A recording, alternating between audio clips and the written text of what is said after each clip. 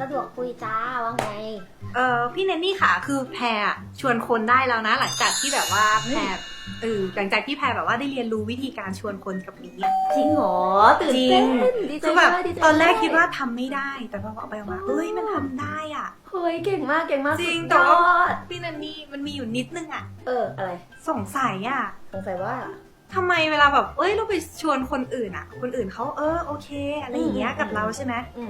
แต่ทำไมเป็นญาติแพรแบบว่าเขาแบบเฮ้ยแพรมันเป็นแชร์ลูกโซ่หรือเปล่าเฮ้ยแกไม่เห็นข่าวเหรออะไรอย่างเงี้ยคือแบบนึกออกนึกภาพออกเลยแพรเลยแบบทำไมอ่ะคือบริษัทเรามันโอเคอ่ะคือมันดีอ่ะพี่ก้องเลยนะอะไรอย่างเงี้ยนึกออกไหมแพรก็เลยแบบเฮ้ยทำไมเขาถึงมองแบบนั้นอ่ะโอ้ยแพรเอางี้ใจเย็นเรื่องปกติมากแพรเพราะอะไรพี่ถามนี้ก่อนเลยญาติแพรเนี่ยอยู่กับแพรมาตั้งแต่เด็กเลยปะตั้งแต่แพรเกิดเลยไหมบางคนอ่ะใช่คือเห็นเรามาตั้งแต่เกิดจนตอนนี้ของแพรใช่ป่ะถามจริงในชีวิตเนี้ยตั้งแต่แพรเกิดมาแพรเคยแบบทำอะไรผิดพลาดบ้างไหมอุ้ยเพียบ ก็เยอะนะคะอะไรอย่างเงี้ยใช่แล้วเขาเจอเราทั้งสภาพที่แบบดีและไม่ดีและงงและแบบอะไรก็ตามแต่เคยไม่ดีต่อหน้าเขาเคยเมาต่อหน้าเขาเคยแผงฤทธิ์อะไรก็ตามแต่ถูกไหมใช่เพราะฉะนั้นจริงๆพี่บอกเลยนี่คือเรื่องธรรมดาเว้ยคือคนที่เป็นญาติเราพ่อแม่พี่น้องเพื่อนสนิทหรืออะไรก็ตามเนี่ยคนกลุ่มนี้นะค่ะยากที่พูดแล้วจะเชื่อเพราะอะไรรู้ป่ะเพราะว่าเขาอะรู้จักเรา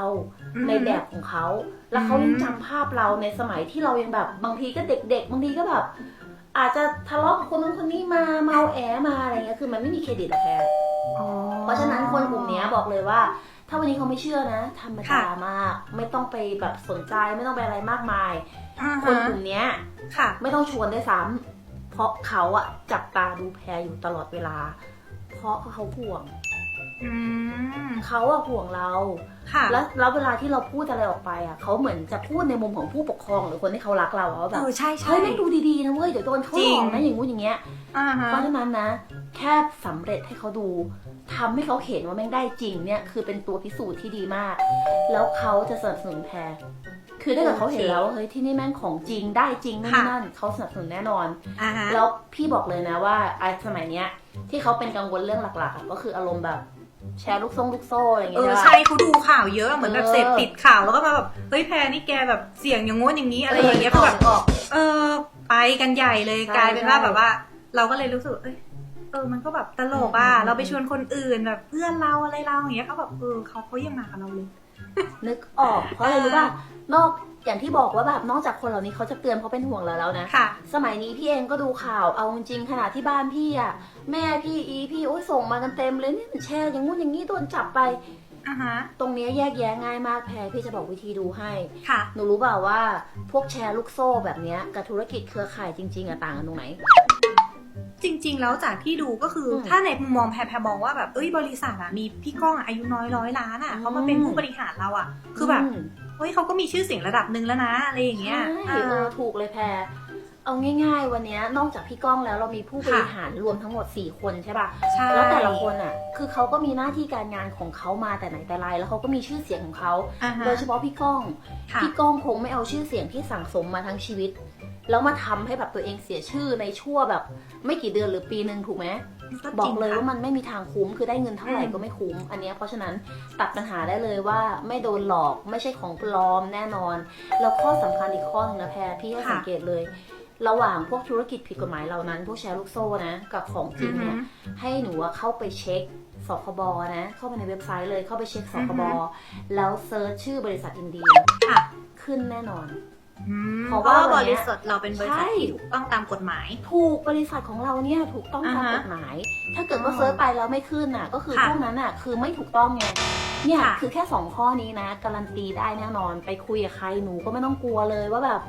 มันจะจริงหรือเปล่ามันจะแบบถูกกฎหมายหรือเปล่าฉันจะโดนหลอกหรือเปล่าหรือแบบอะไรอย่างเงี้ยคือหนูไม่ต้องกังวลเรื่องพวกนั้นเลยมั่นใจไหม เข้าใจค่ะ เข้าใจแล้วมั่นใจเนาะ มั่นใจ เพราะฉะนั้นนะกลับมาในเรื่องญาติพี่น้องพ่อแม่หนูเนาะ ค่ะ รีบสำเร็จให้เขาเห็น รีบได้ตังค์รีบได้ผลลัพธ์ให้เขาเห็นรีบปลดหนี้ให้คุณแม่แบบที่หนูบอก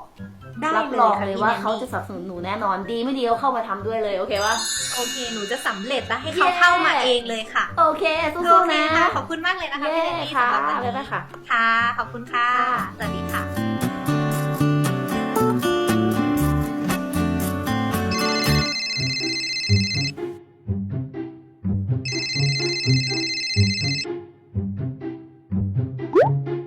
ฮัลโหลแพร ฮัลโหลพี่แนนนี่ค่ะ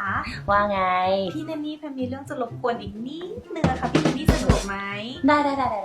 คือพอดีว่าเมื่อกี้แพรลองแบบโทรไปหามีแล้วแต่มีติดสายอะค่ะน่าจะยังไม่ว่าง อ๋อ ก็เลยแบบว่ากลับมารบกวนพี่แนนนี่อีกสักรอบนึงอะค่ะ ไม่เป็นไรไม่เป็น คื ปัญ อพอ หา หลังจากที่วางสายพี่แนนนี่ เออ ไปเมื่อกี้ค่ะ แพรก็เลยแบบเอาใหม่โทร จ้ะ หาเพื่อนแบบ4-5 คน อืม ใน4-5 คนเนี้ย เออ คือมันมีคำถามแบบ ต้องกลับมาถามอะ เช่น มันเป็นคำถามเดียวกันเลยคือว่าเฮ้ยไม่มีเวลาว่ะแก อืม ไม่มีเงินน่ะแก อืม อีกอย่างคือแบบว่าไม่ชอบอะไรแบบเนี้ยคือไม่ชอบแบบงานเครือข่ายมัน นี่ ผิดตรงไหน นี่4-5 คนนี้มันมาเป็นชุดแบบนี้เลยเหรอ คือมันเป็นคำถามแบบรวบรวมมาแล้วมันคือมันเป็นคำถามแบบมันเหมือนกันเลยอ่ะใน อ๋อ 4-5 คนเนี้ยคือสิ่งที่เขาตอบกลับมาคือแบบ คืออะไรแบบนี้ใช่ป่ะ ใช่แล้วไปไงต่อวะ แล้วแพรตอบไปว่าอะไรอ่ะ คือเอาจริงๆนะพอแบบเขาบอกไม่มีเวลาเสร็จปุ๊บ อืม ไอ้ห่าคือมึงไม่มีเวลา อ๋อ มึงไม่มีเวลาแล้วอยากให้ชีวิตดีขึ้นแล้วยังไงวะเนี่ยอะไรอย่าง เอ เงี้ย อก็คือแบบไปต่อไม่ถูกเลยใช่ไหมไม่มีเวลาเอาไงดีวะอะไร คือเหมือน เงี้ย แบบว่ามันเป็นคำตัดจบของเขาอ่ะ อืม แล้วแพรจะไปต่อยังไงดีอ่ะ เฮ้ยจริง ๆ แพร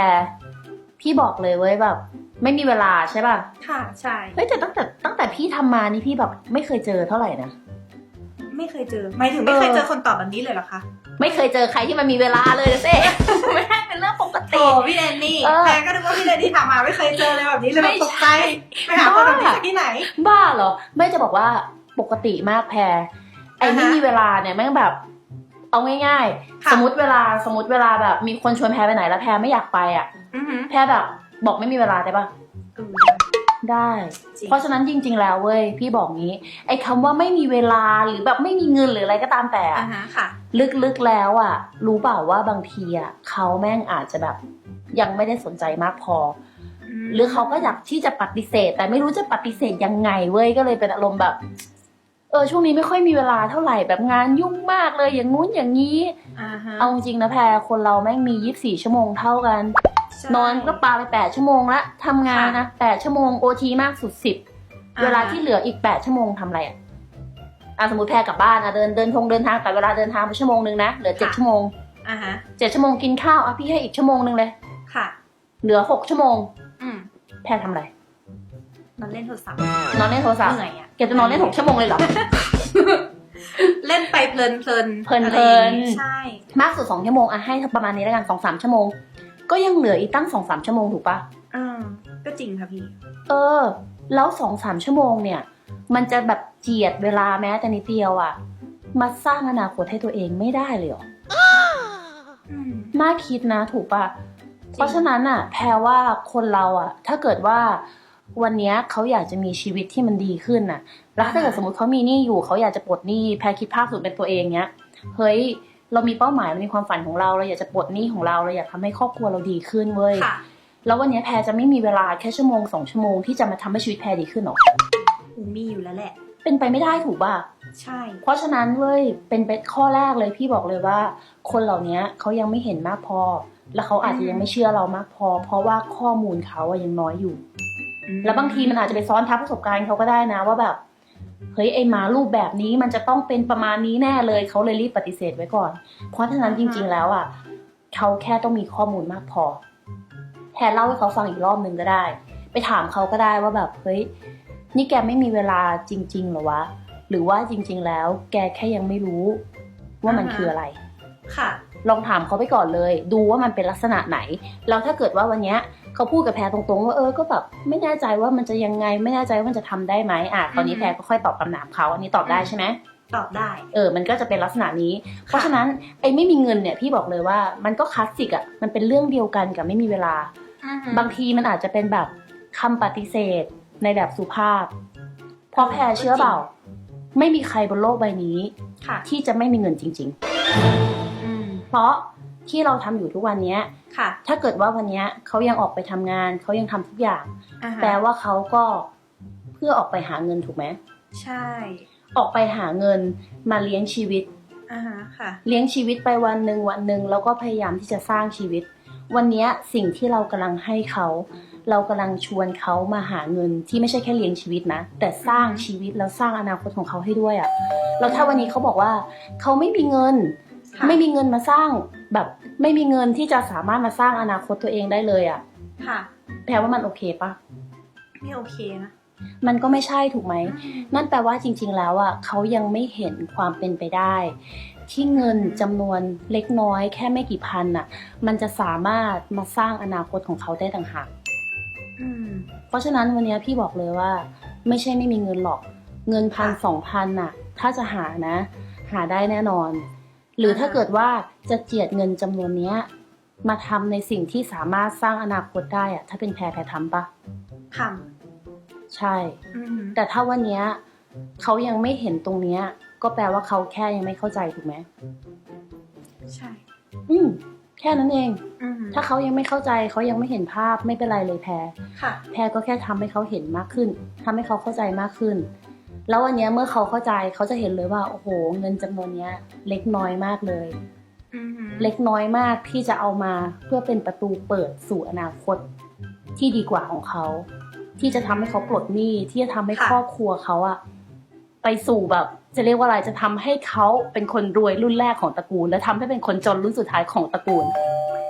อืมยิ่ง เพราะฉะนั้น ใหญ่มากเลย รับรองมีเงินและมีเวลาแน่นอนโอเคไหม ใช่ ถ้าเขาได้ฟังคำนี้เขาต้องแบบเฮ้ย ใช่ โอเคมีเวลาละ ถูก เดี๋ยวเงินไม่เป็นไรเดี๋ยวไปหามาอะไรอย่างงี้หรือเปล่า ถูกต้อง เพราะว่ามันไม่ใช่เงินที่แบบโอ้โหจำนวนเยอะแยะมากมายถูกไหม อ่าฮะค่ะ แล้วอันสุดท้ายแพรที่เมื่อกี้แพรถามพี่มาว่าอะไรนะไม่ชอบเครือข่ายไม่ชอบธุรกิจเครือข่ายใช่ป่ะไม่ชอบขายตรงพูดง่าย ใช่อะไรประมาณนั้นค่ะ จริงๆเอางี้ก่อน พี่ก็ไม่รู้อะนะว่าไอ้ขายตรงไอ้เครือข่ายอะไรเงี้ยมันแบบไปทำอะไรให้เขาปะวะ เขาอาจจะมีปม เขาอาจจะมีแบบเขาอาจจะมีปมเขาอาจจะแบบเหมือนไปเจออะไรมาปะวะแพรได้ถามเขาปะ ไม่ได้ถามมาพี่ในนี้คือเขาพูดแบบเหมือนรวมๆอะก็คือแบบ ไม่ชอบอะไรแบบนี้ ประมาณ ใช่ไหม เนี้ยไม่ชอบงานประมาณเนี้ย แพรลองถามดิพี่ก็อยากรู้เหมือนกันลองถามดิว่าแบบแล้วเดี๋ยวก่อนนะแล้วไอ้ธุรกิจประเภทนี้เนี่ยหรืองานประเภทเนี้ยมันเคยไปทำอะไรให้เขาเจ็บช้ำน้ำใจหรือเปล่าทำไมถึงต้องไม่ชอบขนาดนั้นทำกับเขาโดยตรงหรือว่ามีคนมาเล่าให้เขาฟังหรือว่า อืม เกิดกับพ่อแม่พี่น้องเขาอะไรเงี้ยพี่อยากรู้รายละเอียดแพรลองถามเขาดูนะ ได้ค่ะ ไม่แน่นะเพราะพี่เคยเจอใช่ป่ะบางคนก็บอกว่าพอถามไปแบบเนี้ยเขาบอกก็เคยได้ยินมาว่ามันไม่เวิร์คเคยได้ยินมาว่ามันไม่ถูกกฎหมาย หรือเคยได้ยินมาว่าอันนู้นอันนี้ ค่ะ อันเนี้ยพี่อยากให้แยกแยะนะ ถ้าเกิดสมมติว่าเขาไปเคยได้ยินมา หรือแม้กระทั่งเขาประสบกับตัวเองนะ พี่ต้องบอกเลยว่าคำว่าธุรกิจเครือข่ายเนี่ย ธุรกิจก็ส่วนธุรกิจ อ่าฮะ บริษัทก็ส่วนบริษัท ค่ะ และคนก็ส่วนคน แยกเป็น3ส่วนแล้วนะ ถ้าวันนี้เขาบอกว่าเขาไม่ชอบคำถามคือ คุณไม่ชอบธุรกิจประเภทเครือข่าย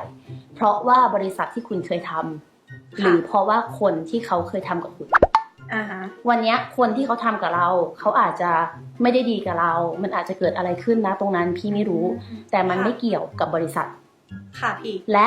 ต่อให้บริษัทนั้นไม่ดีไม่โอเคนู่นนี่นั่น มันก็ไม่เกี่ยวกับธุรกิจแบบนี้ อือฮึ เมื่อวันเนี้ยเขาได้แยกแยะออกแล้วอะเอาจริงๆนะ ใครมันจะไม่ชอบธุรกิจเครือข่าย หนูว่าวันเนี้ยงานอะไรที่ทำแค่วันละชั่วโมง2 ชั่วโมง แล้วมีรายได้เสริมในตอนแรก แล้วท้ายที่สุดอะแค่ลงเวลาเพิ่มขึ้นนิดหน่อย แล้วมีคนมาช่วยๆกันทำแล้วสร้างเป็นแบบเหมือนเป็นกำลังมดอะหนูนึกภาพออกใช่ปะทำคนละนิดคนละหน่อยคนละไม้คนละมือ แต่ท้ายที่สุดเติบโต ได้หลักหมื่นหลักแสนหลักล้านในระยะเวลาแค่ไม่กี่ปี อืม ด้วยระบบที่มันฉลาดมากอะวันเนี้ยคือระบบของธุรกิจเครือข่าย อ่าฮะ เราถ้าเกิดว่าวันเนี้ยเขารู้แบบนี้เขาทำแบบนี้เขาเห็นภาพแบบนี้ หนูว่ามันเป็นไปได้หรอที่มันจะมีคนไม่ชอบ อืมถ้าเขาเห็นภาพเหมือนเราเขา ใช่ ก็ต้องรู้สึกเหมือนเรา ใช่ถ้าเขาเห็นภาพแล้วถ้าวันนี้เขาแยกแยะนะว่า ค่ะ บริษัทก็ส่วนบริษัทคนก็ส่วนคน อ่าฮะ ธุรกิจเครือข่ายก็ส่วนธุรกิจเครือข่าย ค่ะ เขาจะไม่คิดว่าวันเนี้ยเขาไม่ได้ชอบธุรกิจเครือข่าย เพราะฉะนั้นหนูลองไปถามเขาเลยว่าที่เขาไม่ชอบอะเขาไม่ชอบอะไร เกิดอะไรขึ้นกับเขาแล้วหนูก็ลองแยกแยะให้เขาดูนะเผื่อเขาจะได้เห็นภาพแล้วถ้าเกิดเขาเห็นภาพเดียวกับเราเมื่อไหร่ ค่อยชวนเขามาให้ดูว่าแล้วจริง ๆ แล้วที่นี่ให้อะไรเขา อือหือ หนูคิดภาพดิถ้าเกิดหนูรู้นะว่าวันเนี้ยเหมือนที่แบบเหมือนที่หนูเห็นอะ ค่ะ ถ้าเกิดที่นี่ทำให้หนูปลดหนี้ได้ทำให้เขาปลดหนี้ได้ภายในระยะเวลาแบบปี2 ปี อือหือ หนูว่าเขาชอบปะ โอ้ยรักเลยอะค่ะ ไม่ไปไหนเล โค ย ตรรักเลย ใช่ ถูกไหม จริง ถ้าเกิดงานประจำใช้เวลา8 ชั่วโมงที่นี่ใช้เวลาชั่วโมงเดียว อ่าฮะ ได้เงินเท่ากันอะ ชีวิตดี ชีวิตดีรักเลยปะ ๆค่ะ เพราะฉะนั้นไปเคลียร์เลย โอเค ไปตอบเลย แล้วมาดู ได้เลย ซิ ค่ะ ว่ายังจะไม่ชอบอีกไหม ยังจะไม่มีเวลาอีกไหม ยังจะไม่มีเงินอีกไหม โอเคไหม โอเคค่ะ โอเคนะแพร ได้แล้วมีอะไรโทรมาหาพี่ได้ ได้เลยค่ะพี่แนนนี่ยังไงวันนี้ขอบคุณมากๆเลยนะคะ ยินดีมาก รบกวน สู้ๆนะแพร ค่ะ ได้เลยค่ะ จ้าสวัสดีค่ะ ค่ะ ขอบคุณค่ะ ค่ะ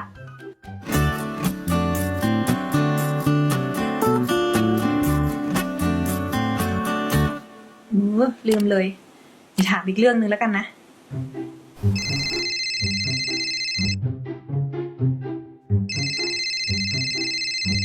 ฮัลโหลแพร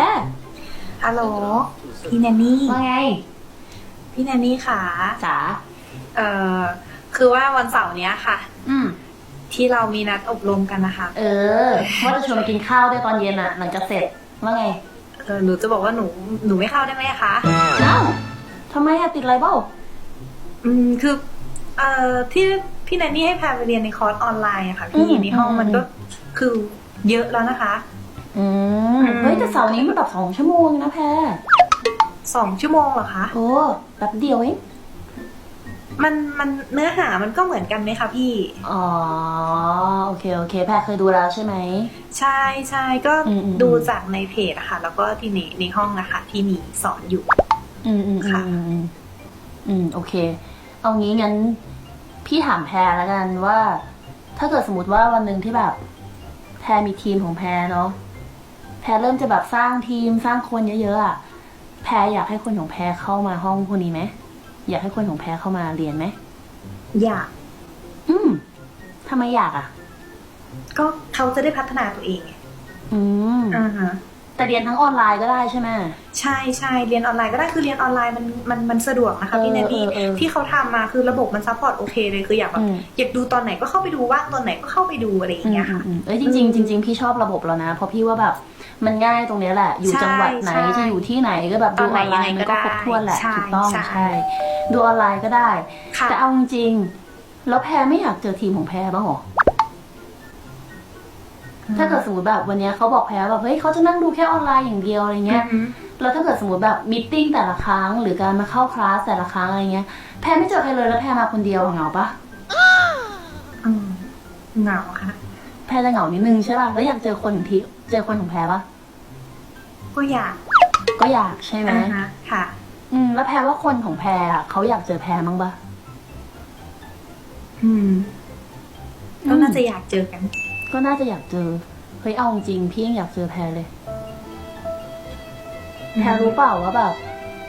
พวกออนไลน์พวกเนี้ยมันดีนะมันเหมือนเวลาที่อย่างเราคุยโทรศัพท์เราคุยไลน์อย่างเงี้ย เราได้ยินเสียงกันหรือบางทีเราแบบเห็นหน้ากันหรือบางทีเราเรียนผ่านทางออนไลน์ใช่ไหม ค่ะ เราเห็นเป็นคลิปเลย หรือบางทีแบบ อะไรก็ตามแต่เรารู้สึกว่าเหมือนเราอยู่ในสถานการณ์นั้นนะแพร แต่มันเหมือนกับเวลาที่เราแบบ เหมือนแพรไปดูคอนเสิร์ตอะแล้วแพรไปดูคอนเสิร์ตแบบ นั่งดูผ่านทีวี กับแพรไปดูที่จริงอะแพรว่าบรรยากาศเดียวกันปะ ไม่ค่ะ มันไม่อินเนาะ มันไม่อินอะมันไม่เหมือนกันแน่นอน มั มันมีอะไรอีกเยอะเลยอะที่ไปดูที่จริงอะมันจะได้ แต่เรานั่งดูออนไลน์มันสัมผัสไม่ถึงอะวันเนี้ยเรื่องออนไลน์เรื่องเทคโนโลยีมันดีนะ ค่ะ มันอาจจะได้วงกว้าง มันอาจจะกระจายไปได้แบบโหได้กว้างได้ไกลเลยแหละ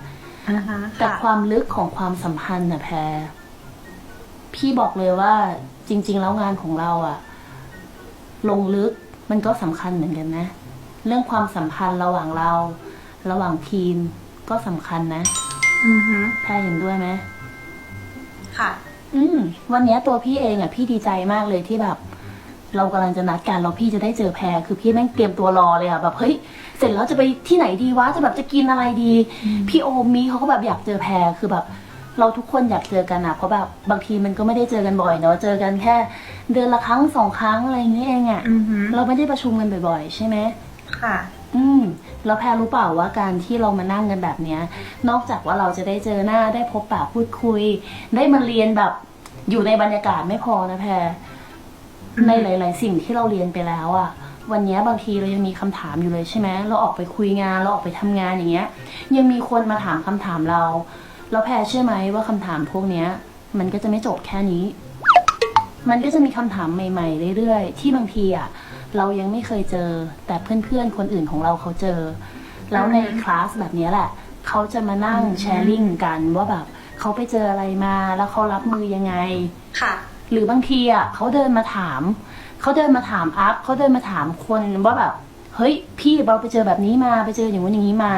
ที่มันไม่ได้แบบมันไม่ได้ไลฟ์ออกมา ค่ะ แพรว่าเราจะได้ประโยชน์จากตรงนั้นปะ ได้ พี่บอก ค่ะ เลย พี่ อะไรแบบเนี้ย เก็บเล็กเก็บน้อยพวกเนี้ย ทีละนิดทีละหน่อยแป๊บเดียวเก่งขึ้นแน่นอน แล้วการทำงานของแพรก็จะง่ายขึ้น ถ้าวันนี้แพรตอบได้ทุกคำถาม เจอทุกสถานการณ์ โดยที่ตัวเองอาจจะไม่ต้องเจอเองนะ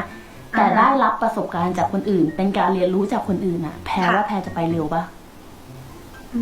ก็เร็วเพราะเรามัน เร็ว เข้าใจมากขึ้น ใช่แล้วแพรคิดดูดิ มีแต่ข้อดีในการที่เราจะมาเจอกันในการที่แบบ เราจะมาเข้าคลาสของเรา เราจะเข้ามาเรียนรู้อะ ค่ะ แพรเห็นอะไรที่มันไม่เวิร์กมากว่าไม่เห็นมีข้ออะไรไม่ดีเลยเนาะ ก็จริงค่ะ จริง เพราะฉะนั้นมาเถอะ โอ มา เค เถอะ ค่ะ อยากเจอโอเคเปล่า ได้ค่ะพี่แนนนี่ ได้ ค่ะ งั้นเดี๋ยวตอนเย็นหลังจากนั้นไปกินข้าวกันเนาะ ได้ค่ะ ถ้างั้นเดี๋ยววันเสาร์เจอกันนะคะ ได้เลย โอเค ค่ะ เจอกัน ขอบ นะ คุณ คะ มากๆเลยนะคะ จ้าบ๊ายบาย ค่ะ สวัสดีค่ะ ค่ะ